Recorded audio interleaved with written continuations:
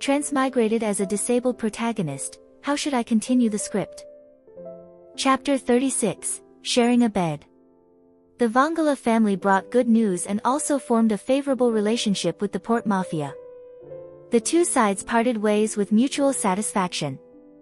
At the same time, Mori Ogai learned about Disastrous Osamu's ranking content and specifically used his connections to find the top 3 ranked individuals.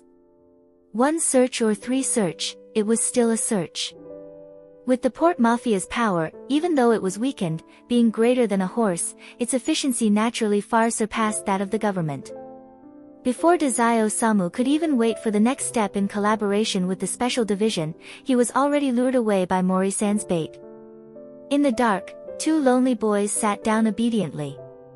The difference is that Disastrous Osamu is pretending to be obedient, while Yakimaru is truly obedient, showing complete restraint towards his father-in-law.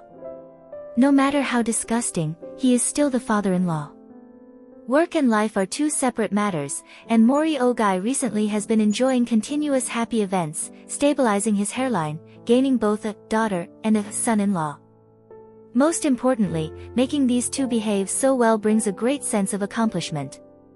Dazai-kun, to get this piece of information, you'll have to understand the price you need to pay. Mori-san is a good person. Ah, this is the first time I've heard Dazai-kun compliment me. If Mori-san likes it, I can repeat it 100 times for you. Just give me the information. How about you repeat it 100 times first?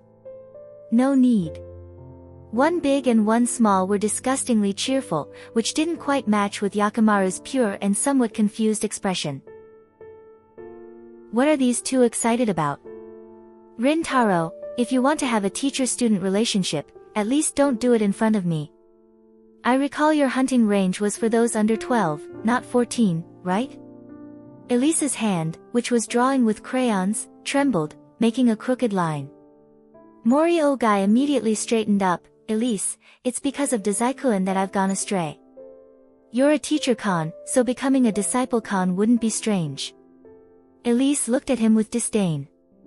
Mori Ogai, sharing a connection with her, adjusted his posture. His expression, like that of a vampire with purple eyes, was veiled in deceitful gentleness. The current boss of the Port Mafia, looking at the future capable subordinate he had set his sights on, smiled. Dazai-kun, the conflicts in Yokohama end here. GSS, ha. Disastrous Osamu raised his pale, delicate face, and his refined features revealed a hint of coldness. As long as the last foothold of a certain organization is eliminated swiftly, Yokohama can temporarily return to peace. Mori-san can focus on handling the internal faction conflicts within the Port Mafia, and I can obtain the most crucial intel without being repeatedly forced into labor by the Special Division. This is a deal beneficial to both sides. He thought so, and for the first time, his gaze didn't turn toward Yakimaru's side. The memory returns to the moment of the Vongala family gathering that noon, when the 10-year bazooka unexpectedly appeared, bringing a 10 years later Yakimaru from a parallel world. During the hour they spent together afterward, aside from initially asking about his identity, the other party did not reveal any further information. Even the best psychological experts would find it difficult to perfectly analyze a completely closed-off puppet, but to someone like Disastrous Osamu, who was familiar with him, every move the other party made was the most important piece of intelligence. Are you my Dororo? 10 years later, Yakimaru asked, revealing that in the future he would have no further contact with Yakimaru, and had sent Yakimaru to another faction, the most likely one being the armed detective agency. Besides me, could there be a second Dororo? That's how Disastrous Osamu responded to the other party. The fleeting joy and sorrow in the 10 years later Yakimaru's eyes did not escape his notice. A sense of foreboding rose within him, perhaps he had not led him astray successfully. Can you tell me about the future? Disastrous Osamu asked 10 years later Yakimaru, only to be stopped by the Vongala family. Reborn's intention is to avoid interfering with parallel worlds as much as possible, or walking through them to gather intel on the future. Every individual who does this will unconsciously cause dangerous accidents. Similar to how parallel worlds protect themselves, they reject anything that does not naturally belong to them. Later, Disastrous Osamu took the 10 years later Yakimaru into a guest room alone. The puppet, even after becoming an adult, remained quiet and silent, and did not resist when his hand was pulled. After a partial examination, he discovered that the 10 years later Yakimaru still hadn't regained his real right leg, and his entire body was covered with terrifyingly high-precision prosthetics and artificial skin. This greatly exceeded Dazai Osamu's expectations. He thought Yakimaru, being so stubborn, would keep pestering Suribachi Street Chuya until he pestered a new organ into existence.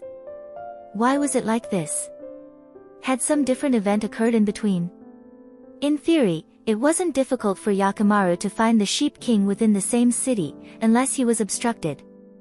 Taking the situation from a few months ago, there were only a few people capable of preventing Yakimaru from encountering Nakahara Chuya. One was Nakahara Chuya himself, avoiding Yakimaru. Another was Edogawa Ranpo, who saw through the truth of the pursuit and stopped Yakimaru.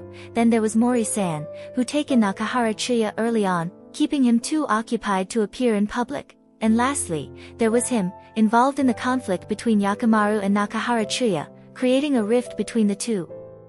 Dazai Osamu looked at the grown-up Yakimaru, while the 24-year-old Yakimaru, with his appearance restored by advanced technology, also looked back at him. Handsome and sharp, his brown-gray eyes carried a heavy sense of death, reflecting a deep appreciation for time. The weak puppet is still weak, endearing and lovable, yet has matured into a sharp sword that can sheath itself. How beautiful it is! Dazai Osamu's heart was gnawed by unfamiliar emotions. But there's not a trace of me left on you. Not even a little. Was it me who abandoned you? Or is it that you no longer need me? Having agreed to Mori-san's request, Dazai Osamu remained entangled in his unresolved inner conflict. His rational mind leaned towards the version of himself from another timeline, the one who voluntarily left Yakimaru, while his emotions leaned toward the idea that Yakimaru no longer needed him. Mori Ogai had no idea what this brat had been brooding over lately, but having picked up on a clue, he took on the role of a psychological counselor for a while. He handed Dazai Osamu a steaming hot bowl of chicken soup. Emotions are a wonderful thing, but when you're in the middle of them, it's hard to see the problems. If there's something you don't understand between you and Yaki-kun, it wouldn't hurt to separate for a while and take some time to calm down. If Yaki-kun can't understand you, all the efforts you make for him will just end up being something that only moves yourself. Mori Ogai's ahoge lifted slightly as he shared his life experience. But he had forgotten. That girl he had raised hated him so much, her feelings toward him were nothing but the urge to raise her middle finger. Is Dororo upset? Was she scolded by her father? Yakimaru sat still, not moving, and turned his gaze toward Dazai Osamu, his half-revealing eyes betraying his thoughts. The gray-brown pupils seemed to clearly see the other person, gaining a bit of spirituality under the support of illusion. Within his mind, the pure white flame appeared as though doused with cold water, wilting for a moment.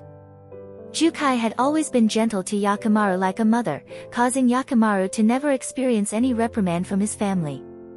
Even in the most tragic circumstances, he held on to a warm memory. It wasn't hard for him to imagine that feeling, and he quickly decided to take advantage of his blind and deaf status to pull Dororo down from the chair. If you're not happy, I can only make you leave the place that brings you unhappiness. All the scolding directed at him was irrelevant. He couldn't hear it. Yakimaru demonstrated through his actions that he liked Dororo, and was willing to be the other's shield. His extraordinary combat skills were the only thing he could rely on as he wandered through this chaotic world. Hearing the room door slam shut, Mori Ogai blinked in surprise. Was he disliked again? He turned to Elise and said, "Did Yaki-kun see me as the bad guy? I haven't done anything bad." Elise responded, "Rin Taro, maybe you should reflect a little, don't you think?" Without hearing a reply, the blonde little girl added the final stroke to her drawing. What appeared were two crooked stick figures, one with black hair, the other with brown, radiating white light from a colorful, twisted background. "You look like a wicked old lady." Mori Ogai opened his mouth, speaking with difficulty. "I thought in Yaki-kun's mind, I had a different role. Like, say, a father-in-law." For a moment, the clinic was filled with Elisa's silvery laughter. In the hospital room where no one was sick, Yakimaru pulled Disastrous Osamu inside and immediately shut the door, leaning his back against it to prevent anyone from opening it from the outside. Disastrous Osamu's negative emotions were completely dispelled by the extreme honesty of the other's protective intentions. He couldn't stop laughing, but his throat accidentally caught on his breath, causing him to cough a few times. Haha, Yakimaru. Cough, did you misunderstand something? Mori-san didn't bully me. To be precise, Mori Ogai's actions perfectly aligned with Disastrous Osamu's expectations. He was a qualified mentor. However, Yakimaru's view of the world was different. He only has himself. A bland life full of surprises. After Disastrous Osamu stopped coughing, his eyes showed a trace of warmth. If our meeting is a game, at the crossroads of life, is it that I failed to capture you, or that you failed to capture me? How terrible. Why is it that someone like you, who I can't stand, exists? Looking at you, I can't help but feel that this world isn't entirely hopeless. After all, someone like you, so desperate to exist, holding nothing back for survival. You must truly want to see the world. He looked at the height difference between the two. Yakimaru was tall, and he couldn't keep up with his speed, being barely 1.6 meters himself. He didn't know when he would finally be able to finish assembling this beautiful puppet, and then hug the other person tightly, squeezing that soft face until it turned red, making the other call out, "Master," this type of amusing name. Raising something occasionally gives temporary satisfaction, but constantly raising something always brings joy. Disastrous Osamu, without anything on him, stuffed the complete suicide into Yakimaru's hands. Take it. Yakimaru, unsure of what to do, stroked the object. It wasn't food. Was this a gift from Dororo to him? Dororo? Take it with you when you go out, I'll be a bit busy in the future. Disastrous Osamu thoroughly prepared for emergencies, writing his contact number on the inside cover of the book to avoid losing his puppet and being unable to find it even if it was discovered by a kind-hearted person. In the closed hospital room, the smell of disinfectant became an indispensable part of Disastrous Osamu's youthful memories. He smiled and said, "I'm not studying the methods of death at the moment. Your life. Let me borrow it for a while, Yakimaru." Late at night, having received the engagement token, Yakimaru lay on the hospital bed, tossing and turning, unable to sleep. He took out the book from under his pillow, and although he couldn't really read it, he still appeared serious, as if he were reading.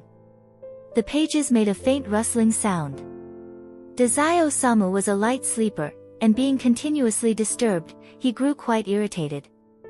He decisively climbed over to the adjacent bed, snatched the book, and tossed it onto a nearby shelf, some distance away from them. He paid no attention to Yakimaru's wronged expression as he stared blankly. Just when he was about to crawl back into his own bed, Yakimaru tugged on the corner of his shirt and, still half asleep, Disastrous Osamu asked, "You can't sleep?" He still needed to gather his energy tomorrow to deal with GSS, so his brain required proper relaxation to face those people and the situation. "Never mind, I want to sleep." Disastrous Osamu used Yakimaru's prosthetic arm as a pillow, pulled up the blanket, covered his head, and indulged in the warmth of the bedding. In no time, he fell asleep effortlessly. The good thing about having a puppet is that it can serve as a sleeping pillow, and the other party won't fidget or get warm. At this moment, the ancient mind Yakimaru was left stunned. Is Dororo this enthusiastic? Dororo and he sleeping together? In ancient times, even in a fictional setting like the Sengoku period, an unmarried woman wouldn't be able to be this intimate with a man. Only during his childhood did he share a bed with his adoptive father, and now Yakimaru's body stiffened, breathing in shallow intervals, suppressing the rapid thumping of his heart, afraid to disturb the small bundle of warmth that was Dororo. "You're really noisy," Disastrous Osamu murmured in his sleep. Yakimaru couldn't hear him, but he pulled the blanket down slightly for her, worried she might get too hot. After that, he lay back down, calming himself. Chapter 36 End.